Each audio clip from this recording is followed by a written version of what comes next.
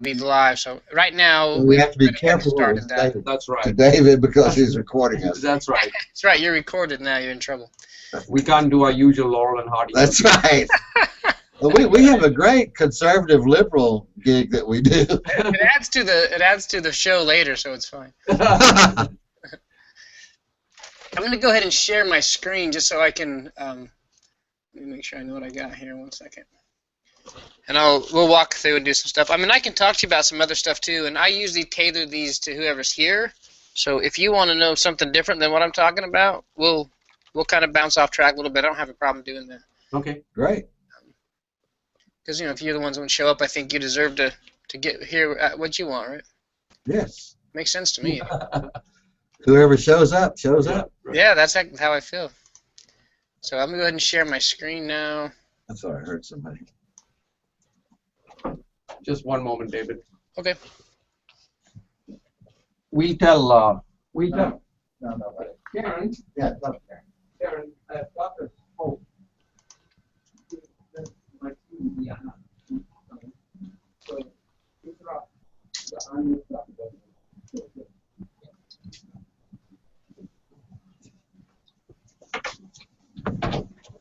all right. Okay, we're both We're back. Good to go. Okay, no problem.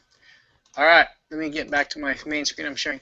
Okay, so really, that's really a big confusion, actually, is the term Dropbox. Got it. Desire to Learn is using the same term that's already out there. Got it. It's a little silly, in my opinion, but hey, that's Desire to Learn for you. Yeah. Mm-hmm. So notice here it's called Dropbox. Mm. So there's a few things. I'm going to go to it a couple different places. One, in this navigation bar, I have access to the Dropbox. I can also do stuff when I'm building my class in the course builder. But I'm going to start here just to give you an idea. If I click here, as if I was ready to grade an instruction, this is where I would go. Of course, I can also create a Dropbox. This folder is actually creating a new Dropbox assignment. Okay. So a new folder is really a new assignment. All right. The terminology is kind of poor, I think. It's hard to follow. Okay. And I've created a few in here. I can do some stuff from here. There's more actions is helpful. I can do quite a bit of stuff here, including delete. I can also look at this event log, and that's actually really important. Let me show you something here. Maybe I've gone in here and I say this final project, and I've clicked it, and I've deleted on accident. If I decide to delete that, I click on delete, and I go in here. I'll just delete one of these. I'm going to delete an assignment, and perhaps I'm deleting this, and I think it's what I want to do, and then I realize it's not. So if I delete an assignment and go, oh, that's not good, I needed that assignment, I can now fix that. This is kind of a new feature. So now if I click on more actions and click on event log, it shows these ones I've just deleted. And notice I have a restore button now. All right. Okay. So this was just barely deleted. I've done this before. As you can tell, I've deleted it more than once back in the day. So I'm going to click restore. And now if I go back to my folder list here, I have my final project back. Mm-hmm. So that can save you some time if you delete something on accident that you didn't mean to delete. Save you some time. So I don't normally build my assignments from here, although you can. I would rather build them from the course builder because this, in my opinion, does two things at once. First, it puts them kind of in the content area for your students as well as creates the assignment. Does that make sense? Mm-hmm. So I'm going to click on course builder up here.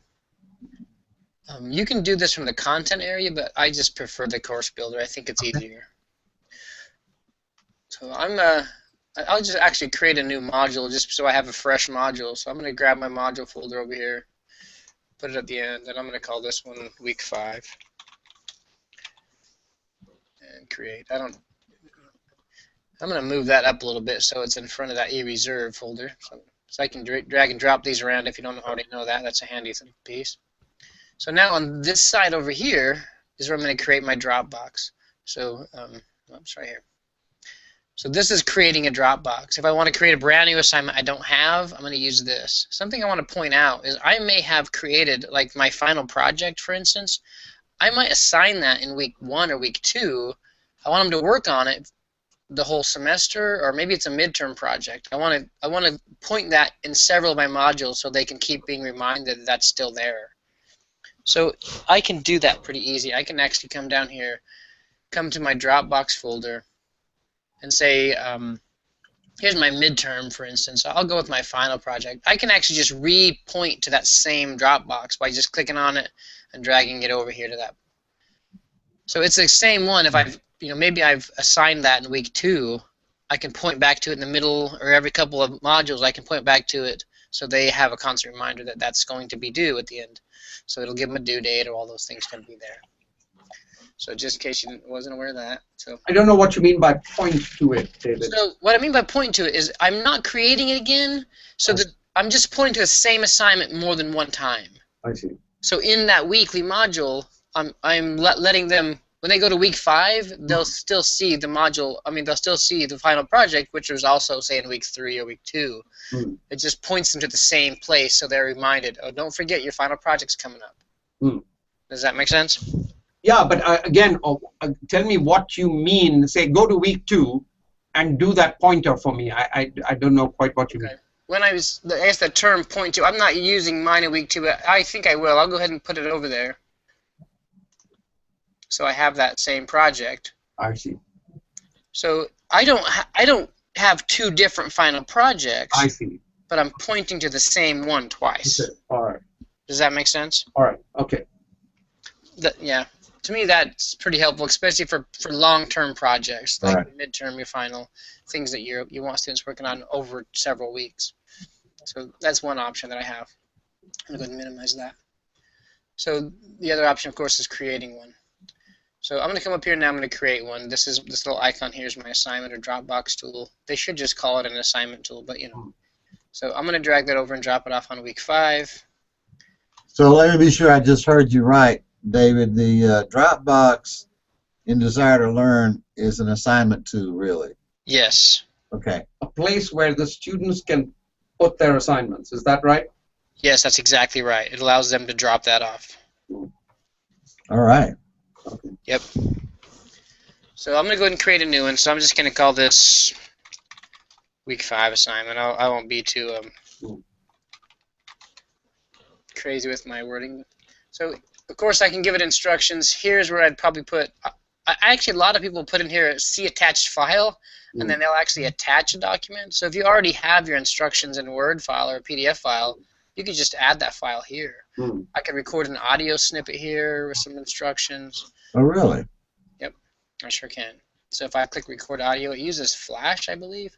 So it's this little icon here. If you see it, I just have to say allow to this. I'm allowing this to use my microphone.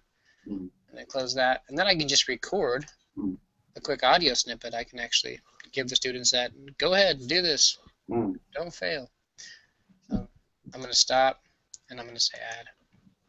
So now I have a little audio file they can listen to. I can add a Word or PDF file if I want to. Or I can certainly just type here. Get it done, kind of. How about a little video snippet? I could add a video in this because I can add any of those things inside of this window. By clicking, say, this insert stuff, say it's a YouTube video, I can either go right to YouTube if it's a public video, or I can embed the YouTube video directly in here if it's my own YouTube video. Does that make sense? Right, yeah. Yeah, I can certainly do that. I can add any of those things. Welcome, Judy. Welcome, Judy. Hi, Judy. Thank you. So that's how I would add that, and certainly you can add any of those things. I'm not going to add a video, but yeah, I could. I'll just put the really short get it done file here. That's my instructions. Do it. And I'm going to give it an out of, I'm going to say it's out of 100. So this also throws people. When I'm adding this out of, I'm assuming that I'm making this gradable. But this isn't really putting it in the grade book. It's giving it a point value. But if I want to add to the grade book, I actually have to add a grade item, or at least associate it to one I've already added. So I don't have a grade item for this. So I'm going to just copy this top thing so I can actually use that. And I'm going to say new grade item. I'll give it the same name. I'll abbreviate just a little bit. If I don't abbreviate too much, I'll get in trouble for that. Right. Well, it takes up too much space on your column width, right? Yeah, exactly. It's not a bad idea to go ahead and abbreviate some of those. Like I might even want to move some of this, but no, Right. Just make it short as possible. And this is out of 100. And then the weight, mine, I'm using, I won't get really into the grade book, but I'm using a weighted column, a weighted formula. So I would need to know what this particular item was, what it's going to weight. If I add this to a category, like I already have an assignments category, so I could actually say assignments. And I can add this right to that category. I only have one other thing in the category. You can tell here because it automatically defaults to 50 weight. So that means I have 2 assignments because my assignments have to equal up to 100% of that category. But again, this isn't really about the gradebook, but that's why that's doing that. But anyway, so I'm creating my initial gradebook column here. I'm not going to mess with a lot of this other stuff. I don't really need to. And I'll say create. So now my assignment is associated to my gradebook. Has a grade. It has a point value. I've added some instructions. And now I can also have, I'm not big on using the start date. I'll just leave it open. But there are reasons you may want to have a start date the first time your students can see this. And you can certainly have a due date. So if you have a due date, they can still submit it later, but it's going to tell you this was overdue. This is past due. Right. So if they submit it at the end. If I have an end date, the students don't see it after that date. It just goes away for them. So you may or may not want to utilize the end date. I don't utilize that usually just because I think it causes more technical problems than it fixes. That's just my opinion. So I'll go ahead and create that. So there's a few things we don't even notice here. This is kind of limited to what I can do. So let me show you. If I create that assignment, so now I've created it, the basic assignment, but there's some things I want to do to this that I wasn't able to do by creating it here. So if I actually come back up here, I can either go to Content or I can go to my Dropbox. It's easier sometimes to go to Dropbox. And I'm going to click on my Week 5 assignment. I'm going to click on this little drop down and I'm going to edit it. So there's a lot more options here than there is under the course builder. So here if I'm able here to turn on the plagiarism detection, which is turn it in. So that's what we have here on our campus. If I turn that on, it'll give me some other options down below as well. So if this is a paper assignment, this is just a built-in tool. It works very well. If you haven't used turn it in, we could talk about that some too if y'all would like me to. But that's pretty effective. So that's easy as that turn on. Click that checkbox, it's turned on. You can also categorize your assignments. It's not as, in my opinion, a big reason to do so, unless you just like to keep things organized that way you can. And most of the other pieces I'm not going to change. They're already kind of here from the other one, but that's a big one that I didn't have access to click that when I first created the assignment. So I need to come here to do that. Since I turned that on, there's a few things down here that I can also change. So first, the submission options. This is with or without turn it in. This allows me to specify how many submissions I'm going to allow, how many files I'll allow, and how many submissions are kept. So if I just keep the last one they submit. So if they submit more than one assignment, because they submit one, they submit another one because it wasn't due yet, and they've modified something, you can tell it what to do here. But David, now could they even under this circumstance submit a new one after the due date? If they did, it would tell you it's late. It becomes their final, and it says that it came in late. Okay. But I can also tell only one submission is allowed, or I can keep all the submissions, or only the most recent one. Okay. Depending on that. You may say, you only get one shot at this, don't screw it up. Okay. But yes. And then the originality checker down here. There's some options down here. This one, I don't know why it's not checked by default, but it's not. So this allows submitters to see the originality report. I don't see a downside in that. I would always check that. Because the whole point, in my opinion, of the turn it in tool is to give the students kind of help in figuring out if they're plagiarizing and guide them, not necessarily beat them on the head. So this allows them to see that report and make sure that they're in good shape. There's grade mark available to students. That's fine. So I have some other options down here. Most of these I don't change. That one I do. But they're worth at least looking at once so you know what's available to you. Again, most of these I think you're in pretty good shape. It also have this thing called grammar check, which isn't turned on. Grammar check is it just came out of beta release, which means they were just testing it until recently. But it does some kind of automatic, not really grading, but automatic checking of grammar for you. And then you can go in and see if you agree with it or not and modify it before you get back to the students. But now, if they're submitting an assignment, say in Word, yeah. So it's actually opening the Word file and doing the grammar check? Is that Yes. really? Yes, it is. So that it'll actually read several different types of files, Word, or I think it'll do a PDF, just a regular text. It has several different document types it'll read. Okay. So once I have this done, I'm going to go ahead and say, well, before I save and close, on the very top here, in this area, now I have restrictions and my objectives if I want to specify. So under restrictions, this is where I can make sure my dates are correct. If I want to, I haven't talked a lot about release conditions in the past yet, but you have some options of releasing this only for certain things. Like you can say you can only see this assignment if you've completed this other assignment, or if your name is Bob. You know, you can do some stuff with this. So again, I won't get really into that, but there are some options there. You can be really specific on. You know, just give it to one group, for instance. Do some stuff like that. And if you have some ADA type compliant things you have to deal with, you also can just give special access to people. Give this only to people with special access, or I could give people extra time. Certain people get extra time because maybe they need it for their ADA compliance. Now you can specify specific users in this. I sure can. Yeah. Okay. So if I click add users to special access, it'll allow me to come in and pick a different user, All right. give them a different date if I want to. And you could do that from your student role, right? Can I? And no, that's a separate question. But I'm assuming that if I could do this over here, I could also do it for a test, or not? Yeah, you can do this for about anything. Okay. So yeah, this is built into I think every tool. I don't think it's done. Yes, you can. Okay. And that's pretty handy. So that comes in handy, especially if you have somebody you have to. Out of town, somebody's out of town, and they want to take a test. Or if they bring in a little paper saying they need extra time on something, that's a good thing to know. Like I need more time. That's that's their ADA type thing. I think that's the right word. And then I can also add some objectives. If I want to associate or add objectives, I can. I don't think a lot of people have used this yet, but I don't think it's a bad idea. It just gives you and the student a little bit more knowledge of why they're doing this assignment. So it seems to make sense to me. Anyway, so that's the basic of this. I'm going to go ahead and say save and close.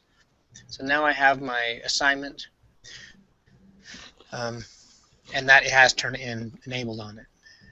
So if I click on Dropbox now, the other piece, I think, look at this is first, how would I grade it? How does it show up in the grade book? Those kind of things. So if I come down and just click directly, I click on Dropbox, and then I come down and click directly on the assignment. I'm not going to use this one because there's nobody has submitted anything. So I'm going to see if I can click on one of these others. I think this one has a submission. Actually, I'll try the midterm paper. I have someone submitted this one without being graded. Oops. So I'm going to scroll down here. So now I have a couple. So here's a PDF file that someone has turned in. And this, actually, let me go back and turn on the Turnitin. I don't believe Turnitin is turned on this particular assignment. So I'm going to modify that. Actually, it is too. It is turned on. Okay. Just making sure. Okay. And a midterm paper. So if I click right on it, it's going to open up. If I need to grade this assignment, why am I getting a different?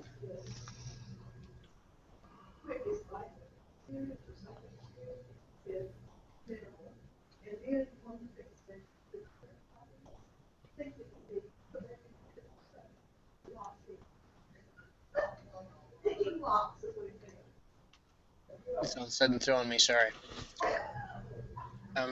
Before I get any further to this, is there any questions so far about what I've kind of walked through, or does that make sense so far? This is fine. Okay. In pretty good shape. Okay. I don't know why this is giving me... Because what I should see is something like this. That's what I was looking for is this. I think the one file, it didn't read that file because the type of file it was. It was a PDF file, but it didn't have a lot of data in it. So I think Turnitin didn't read that file. But oftentimes it will give me a chance to resubmit something to Turnitin. If I say turn in an assignment, or I could say, so let me back up. If I create an assignment, then I decide later to utilize the plagiarism detection after my students have submitted, I can go back and turn that on, and then I can come in and just push those files through if I decide I want to on an individual basis. So edit something you can turn on after the fact if you want to. That's kind of what I was trying to show you there, but didn't want to show me. So this is one that has a submission. This is just a regular post. Right over here is where my turn it in option is. So notice this is a link. If I mouse over this, it's clickable, if you will. If I click on that, it's going to allow me first to view this originality report. So I have to agree to turn it in's licensing thing first. Tell me, yep, I agree. But this is going to allow me to not only see what's matching in the file, but also look at grade mark and some other pieces. So this isn't a lot of stuff. This is just a short post. Just I use it as an example. So it actually doesn't have any match because it was all actually something I wrote for a discussion post or something a long time ago. So there's nothing here. So there's no matches. If there's a match, it'll actually light it up a different color, and every match will have its own reference on where that match came from. So if you haven't used that before. Under grade mark, see if this is turned on. Give it a minute. So it's loading down. His ETS is that assignment grader. It's doing its thing down here in the bottom. Give it just a minute. It'll probably come back and say there's lots of errors here. We'll see. So this is actually telling me right here. So you've used this passive voice in the sentence. You may want to revise it using active voice. So maybe I don't care about this, and this is something it automatically did for me. And I may not necessarily agree with it. I can dismiss it if I want to. I can add my own comment if I want to. So I can say, well, I'm not really worried about passive voice here. That's okay with me. For this particular assignment, it's not a big deal. I can dismiss it. But I could come over and say, well, there is some run-on. I can actually just drag these over. These are ones that are already kind of there, these commonly used grade mark pieces. And I can also add and utilize my own. So right now I'm using the commonly used, but I can actually pick. If I change right here, I can go to different grade mark tools, kind of, like I say, for composition, format, punctuation. So there's different sets of these little icons I can utilize, and I can also create my own. This little gear, or sorry, this little wrench here allows me to open this quick mark manager, and I can create my own pieces that I can utilize. If I use the same type of thing all the time, I can make my own set of these or add to these, where I can say, oh, this is vague. Oops, this is some run-on sentence. You know. So I can do a lot with this tool. So again, if I click on this, it allows me to modify any of these. These are the different sets. I can modify these sets. I can add a new set. I can add a new mark to a certain set, or I can do some stuff with those. So I can edit different ones. If they're ones that I've created especially, then I can go in and edit. I don't believe I can edit this because I didn't create it. But I can do a lot with these. Does that make sense with this? Yes. Okay. I think it's helpful. It does a lot of stuff. So if you want to give quick feedback to your students and you can create your own set, you can just quickly drag and drop them over. When you save this, they'll actually have access to looking just like you do. They'll click that little link. They'll get this same kind of view. Of course, they can't edit it, but they can see their paper and see where you marked it up. So that's what that piece does. The peer mark tool, although it's kind of clickable now, this is not active with the integrated piece of Turnitin. So there's not much they can do with peer mark right now.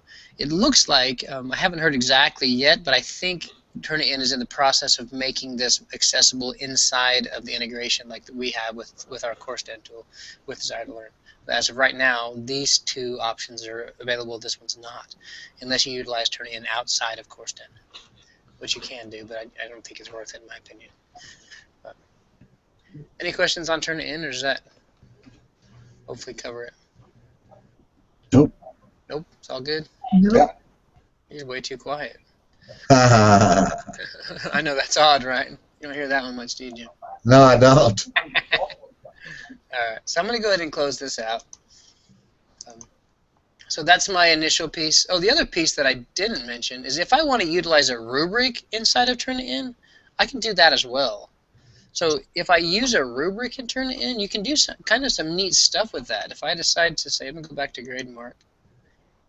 Down here, there's some other options. If I mouse over each of these, there's some options.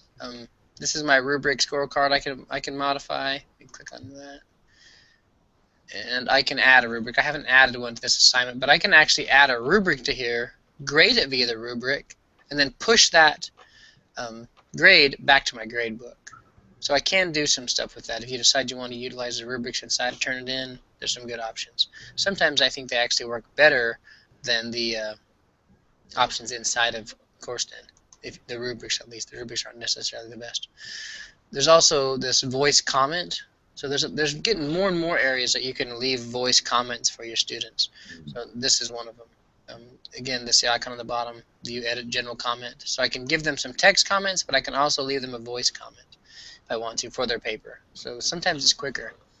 Another thing I really like about Turnitin is that if you have an iPad, they have a great app, a Turnitin app, that you can quickly grade the voice comments, use the rubrics. It's really slick. I think it's actually much easier on the iPad than it is on the computer to give feedback and to grade your assignments. The only, I guess, downside, I don't believe it works for other tools inside of there. Well, the Turnitin is just really for your Dropbox. It doesn't work with discussions. It doesn't really work with quizzes, but it's great for the Dropbox tool, for the assignment tool. So, it's an FYI, so good to know about. So let me close that.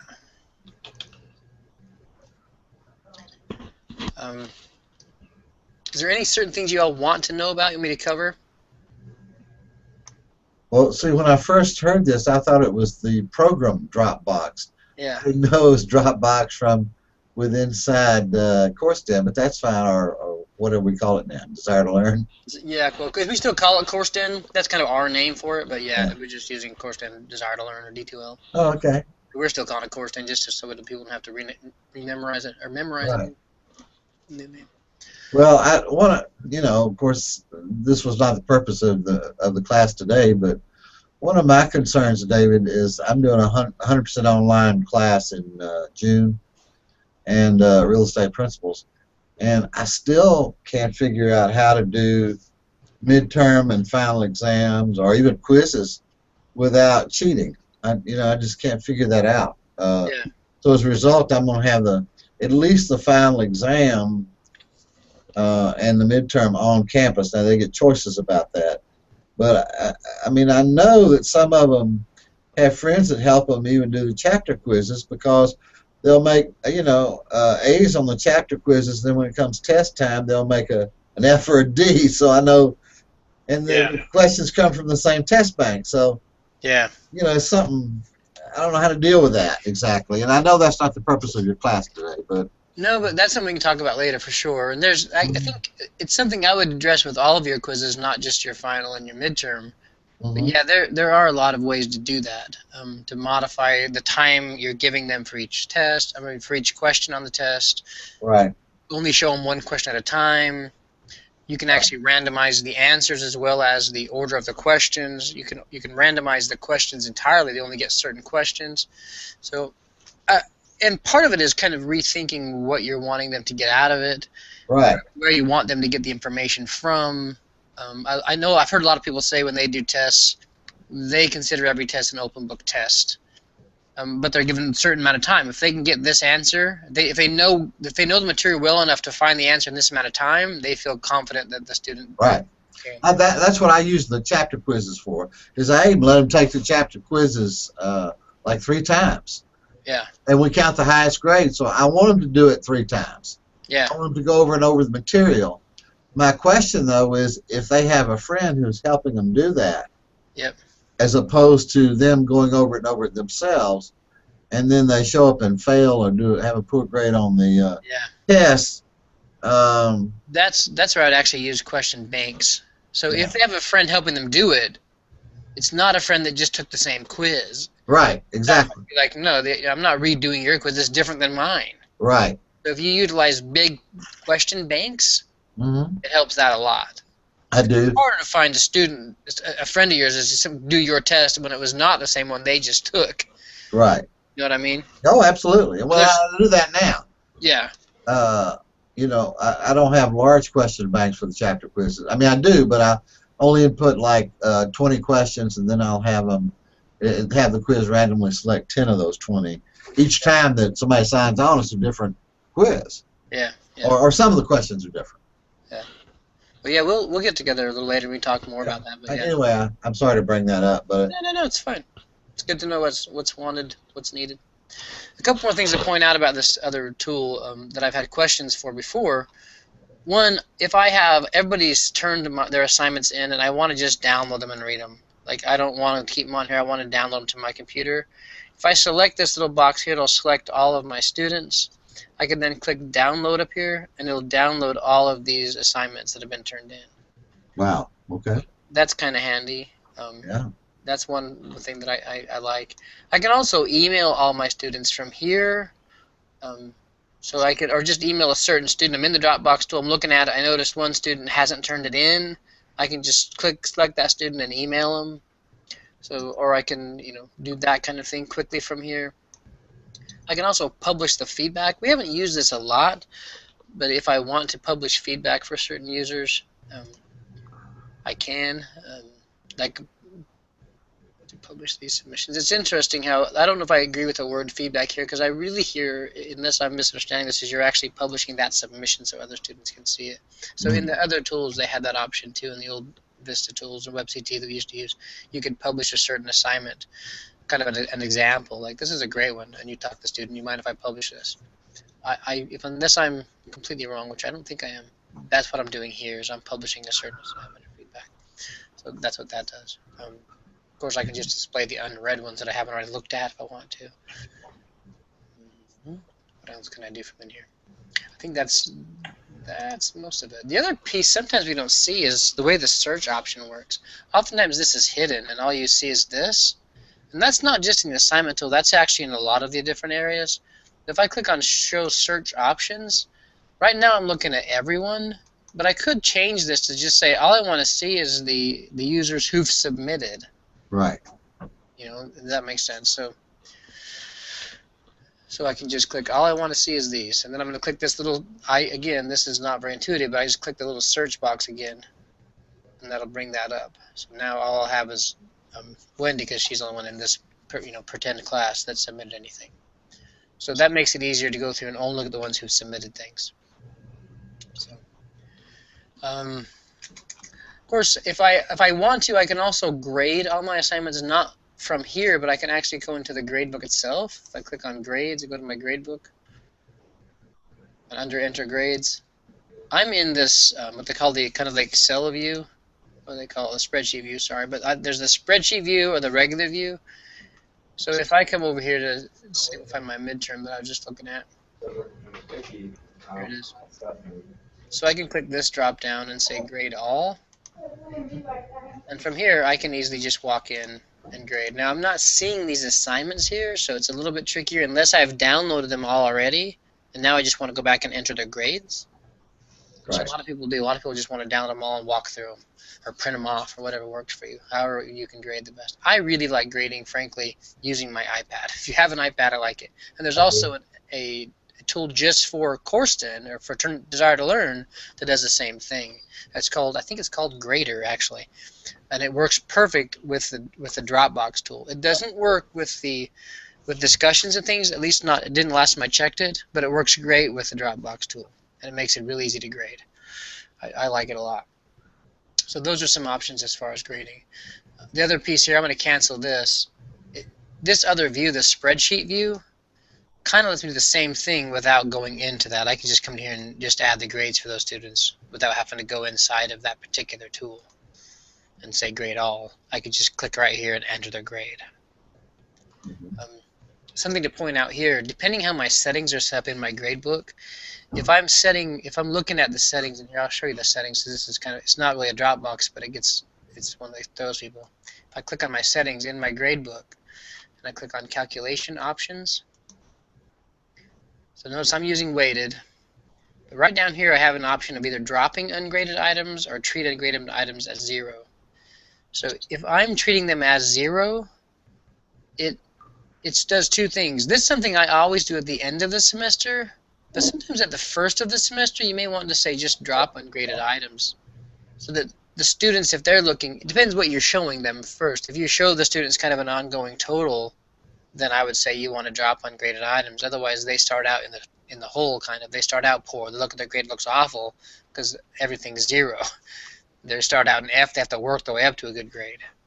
this way they get kind of an actual total of how they're doing so far. It doesn't.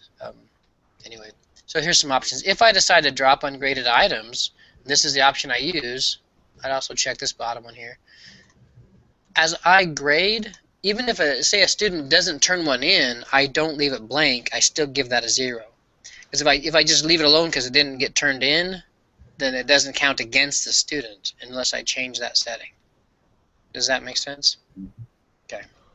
So that's one thing just to know, and that's not just for your Dropbox. That's really for any of your tools. That's going to take effect for discussion or quizzes or anything. So that's a good thing to know. So I'm going to close that.